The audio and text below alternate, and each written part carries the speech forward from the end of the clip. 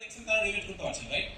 That was the core base যখন world war 2 এর সময় জার্মান নেভির ইন্টারনাল কমিউনিকেশন কোড ব্রেক করার জন্য ব্রিটিশ কোড ব্রেকাররা একটা সফটওয়্যার, একটা সিস্টেম ডেভেলপ করে যে what can be the possible word for let's say যখন জার্মান নেভি কমিউনিকেট করতেছে যে একটা কচ্ছপ আসতেছে, কচ্ছপ মানে কি সাবমেরিন, ইউবোট, নাকি একটা fleet with air force carrier, right? এই প্রেডিকশন করার জন্য তারা একটা টুল ডেভেলপ করে। So that was the base. And moving forward 2012-তে এসে অ্যাকচুয়ালি 90s থেকে it's called the AI dead zone basically, because 20-30 বছর ধরে এআই রিলেটেড খুব একটা ইমপ্রুভমেন্ট বা ডেভেলপমেন্ট হয় না। 2012-তে এসে এগেইন কাজ শুরু হয়েছে। অ্যান্ড মডার্ন ডেতে আমরা একজনের নাম তো সবাই জানি, রাইট?